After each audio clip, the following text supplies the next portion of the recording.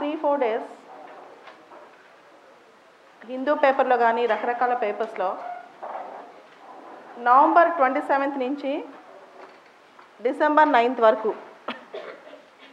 ఒక నెరేటివ్ చదివాం, దానికి కౌంటర్ కూడా చదువుతున్నాం. కౌంటర్ నెరేటివ్ అంటే ఇండియాలో రకరకాల చోట్ల బీహార్లో కానీ ఆంధ్రప్రదేశ్లో కానీ హైదరాబాద్ దగ్గర కానీ వరంగల్లో కానీ so from last 6 months to 1 year we have studied various sexual assaults or rapes on women. పేపర్లో న్యూస్లో వస్తూనే ఉన్నాయి, ఉమెన్ మీద సెక్షువల్ అసాల్ట్స్ అవుతున్నాయి, రేప్స్ అవుతున్నాయి అని. దాని మీద ప్రజలందరూ కోపం రావటం, ఆవేశపడటం, 2-3 రోజులకి అది డైల్యూట్ అయిపోవటం. సో ఒక రేప్ జరగంగానే పూర్తి స్థాయిలో ఎవరైతే రేప్ చేశారో వాళ్ళని లించ్ చేసేయాలి, మాకు అప్పచెప్పండి, మేము న్యాయం చేస్తామని చెప్పటం, ఇన్స్టెంట్ జస్టిస్ తీసుకొస్తామని చెప్పటం, ఇలాంటివి జరుగుతున్నాయి. సో ఈ మొత్తం సినారియోలో ఈరోజు ఒక ఆర్టికల్ వచ్చింది, జస్టిస్ సుదర్శన్ రెడ్డి రాశారు హిందూ పేపర్లో. కాన్స్టిట్యూషనల్ మొరాలిటీ అనే కాన్సెప్ట్ మనం మర్చిపోకూడదు అని. Constitutional morality, what is this constitutional morality all about? అసలు కాన్స్టిట్యూషనల్ మొరాలిటీ అంటే ఏంటి, ఈ కేసులో ఎలా అప్లై అవుతుంది? Right to life prime minister కావచ్చు, కామన్ మ్యాన్ కావచ్చు, ఒకటే. You all know rule of law, AV Dicey, be you ever so high the law is above you. నువ్వు ప్రైమ్ మినిస్టర్ అయినా కామన్ మ్యాన్ అయినా ఏ వర్గానికి చెందిన చట్టం మాత్రం ఈక్వల్గా సమానంగా అప్లై అవ్వాలి అందరికీ. అయితే ఇప్పుడు నడుస్తున్న ట్రెండ్ ఏంటంటే రూల్ ఆఫ్ లా అనేది అందరికీ సమానంగా ఉందా అనేది క్వశ్చన్. రెండోది ఆర్టికల్ 21లో procedure established by law and due process of law. Procedure established by law and due process of law. Indian Constitution we have procedure established by law. No person's life or personal liberty shall be deprived except in accordance with the procedure established by law. ఎవరి జీవితమైనా ఎవరి Liberty అయినా తీసేయడానికి ఒకే ఒక్క మార్గం procedure established by law. Maneka Gandhi case తర్వాత we're also following due process of law, principles of natural justice. మన penal సిస్టంలో అంటే మన శిక్షల్లో ఇండియన్ పీనల్ సిస్టంలో వరల్డ్ పీనల్ సిస్టంలోనే 2 బేసిక్ ప్రిన్సిపల్స్ ఉన్నాయి. 2 basic principles. Let 100 culprits escape, one innocent should not get punishment. Let 100 culprits escape, one innocent should not get punishment.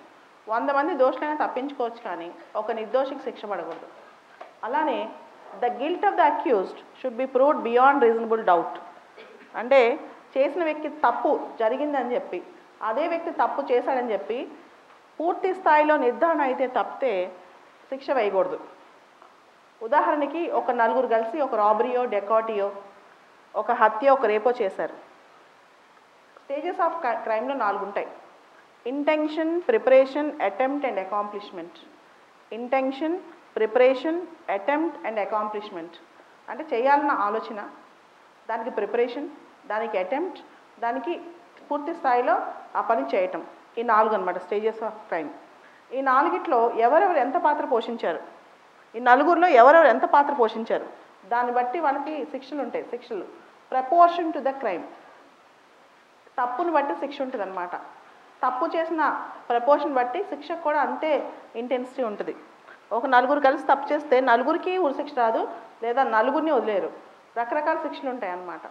So that is called no person shall be punished disproportionately. అంటే చేసిన తప్పకుండా ఎక్కువగా punishment ఇవ్వకూడదు.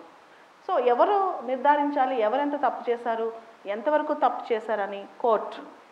So అయితే మనకి హైదరాబాద్లో ఉదంతం కానీ ఉన్నావ్లో ఉదంతం కానీ చూస్తే కోర్టులు శిక్ష వేయట్లేదు, మేమే శిక్షిస్తామని ప్రజలందరూ అడుగుతున్నారు. దానిలో తప్పేం లేదు. కానీ ఎందుకు కోర్టులపైన వీళ్ళకి ఇంత అపనమ్మకం అంటే, డిస్ట్రస్ట్ ఎందుకు వచ్చింది అంటే the major reason delayed justice. అంటే కోర్టుల వల్ల మాకు న్యాయం జరగట్లేదు, అమ్మాయిలకు న్యాయం జరగట్లేదు, ముఖ్యంగా ఇలాంటి కేసుల్లో డిలే అయిపోవడం వల్ల డైల్యూట్ అయిపోతున్నాయి అని చెప్పి. సో ఇన్స్టెంట్గా మాకు జస్టిస్ కావాలి. తక్షణ న్యాయం వేరు, సత్వర న్యాయం వేరు. Instant justice is different from speedy justice. What everybody is expect speedy justice. అందరూ ఏం కోరుకుంటున్నారంటే సత్వర న్యాయం, తక్షణ న్యాయం కాదు. ఇన్స్టెంట్గా ఈరోజుకి ఈరోజు తేలిపోవాలంటే అది కంప్లీట్గా కౌంటర్ ప్రొడక్టివ్ కూడా అవ్వచ్చు, కంప్లీట్గా తప్పు కూడా అవ్వచ్చు. సో మనందరికీ థీరీస్ ఆఫ్ పనిష్మెంట్ తెలుసు. Deterrent theory, punitive theory, retributive theory, reformative theory, compensatory theory. Gandhi garu hate the crime but not the criminal అన్నారు. Ends are not important, means are important, but path you follow. అంటే ఏ మార్గం నువ్వు అనుసరిస్తున్నావు చాలా important అన్నారు. అంటే ఒక నలుగురిని నిజంగానే ఎన్కౌంటర్ చేయటము, చంపటం ద్వారా నిజంగా ఇండియాలో రేప్స్ అన్నీ ఆగిపోతాయి అనుకుంటే ఇట్ వాజ్ అ సొల్యూషన్. ఒక ప్రాబ్లంకి సొల్యూషన్ ఎత్తకపోయి ప్రాబ్లం క్రియేట్ చేయటం అనేది కరెక్ట్ కాదు. ఇది ఈరోజు ఆర్టికల్లో హిందూ పేపర్లు రాశారు. In any case, in any system, constitutional morality is more important. Constitutional morality ఇంపార్టెంటా, పబ్లిక్ మొరాలిటీ ఇంపార్టెంట్? అంటే public morality is different from constitutional morality. ప్రపంచం అంతా అక్కడ కోరుకున్న కాన్స్టిట్యూషన్ ఇంకోటి చెప్పొచ్చు. So public morality is more important than constitutional morality. అసలు వీటన్నిటికీ సొల్యూషన్ ఏంటి? జస్టిస్ అంటే ఏంటి? లా ఉంది దేనికోసం? జస్టిస్ కోసం. సో లా, లీగల్ సిస్టమ్స్, ఇన్వెస్టిగేషన్ సిస్టమ్స్ ఇవి కనుక న్యాయం చేస్తుంటే ఖచ్చితంగా జనం ఇలా లించింగ్స్ కోరుకోరు, ఎన్కౌంటర్స్ కోరుకోరు. ఇప్పుడు చూస్తుంటే 90% మంది ఎన్కౌంటర్ కరెక్ట్ అంటున్నారు. ఎందుకంటున్నారు తెలుసా? మన జస్టిస్ డెలివరీ సిస్టమ్ మీద నమ్మకం లేక, మన పోలీసింగ్ సిస్టమ్ మీద నమ్మకం లేక. ఈ రెండు కేసులో, ఉన్నావ కేసులో కానీ హైదరాబాద్ కేసులో కానీ పోలీసింగ్ ఫెయిల్యూర్ చాలా ఉంది. ఇన్స్టెంట్ రెస్పాన్స్ జరగట్లేదు. అంటే ప్రతి రేపుకి పోలీస్ కారణం అని చెప్పలేం, కానీ ఒక ఫెయిల్యూర్ అయితే, ఒక డిలే అయితే కనపడుతుంది.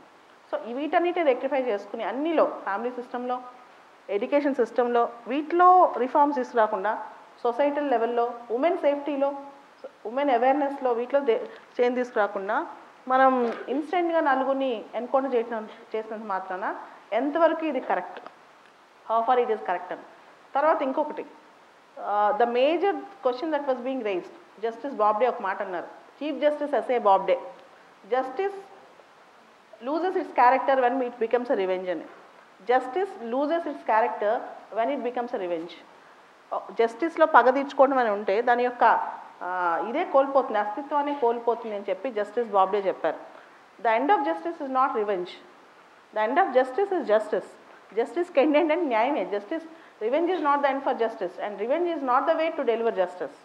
So the content of justice and the idea, very idea of justice will lose its character when it takes the path of revenge.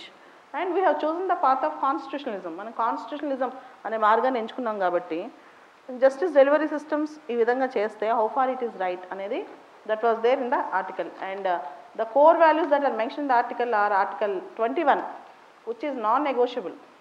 ఇప్పుడు సాల్వా జూడోమ్ అని చెప్పి ఒక కాన్సెప్ట్ ఉంది, అది కూడా ఈరోజు ఆర్టికల్లో మెన్షన్ చేశారు. ఛత్తీస్గఢ్లో నక్సలైట్లు బాధ భరించలేక ప్రభుత్వం ప్రజల చేతికే ఆయుధాలు ఇచ్చింది. కానీ అది కాన్స్టిట్యూషన్ ప్రకారం కరెక్ట్ కాదని చెప్పి కోర్టులు కూడా చెప్పాయి. సాల్వా జూడూమ్ అనేది కరెక్ట్ కాదని చెప్పి కోర్టులు కూడా చెప్పాయి అన్నమాట. So article 21 right to life in any case even during emergency is non negotiable. Article 21 right to life even during emergency is non negotiable. అంటే దాన్ని ఎవరు తీసేయడానికి లేదు, ఏ విధంగా తీసుకెళ్ళడానికి లేదు. ఎంత పెద్ద తప్పు చేసినా సరే ప్రొసీజర్ ప్రకారమే, ప్రొసీజర్తోనే శిక్ష పడాలి, ప్రొసీజర్ ప్రకారమే, ప్రొసీజర్తోనే శిక్ష పడాలి. అండ్ జస్టిస్ అనేది మనం డెమోక్రటిక్గా కాన్స్టిట్యూషనల్ విధంగా ఉండాలి, కానీ there is no other way to deliver justice, there is no other way to deliver justice. And ఇంకా పెద్ద క్రిటిసిజం ఏంటంటే ఒకవైపు జస్టిస్ డెలివరీ సిస్టంలో ఎవరి వైపు న్యాయం ఉంది అనేది ఎవిడెన్స్, స్పీడీ జస్టిస్, ఈ అన్ని విధాలుగా తీసుకొస్తే తప్పితే we cannot actually tell whose intensity is what, ఎవరు ఎంత ఇంటెన్స్గా క్రైమ్ చేశారు అని చెప్పేది. ప్రపోర్షనాలిటీ ఆఫ్ ద క్రైమ్ అనేది ఇంపార్టెంట్, చాలా ఇంపార్టెంట్ అనమాట. So that was article from last 2-3 days that was appearing in various newspapers, particularly today's article, constitutional morality. What is constitutional morality?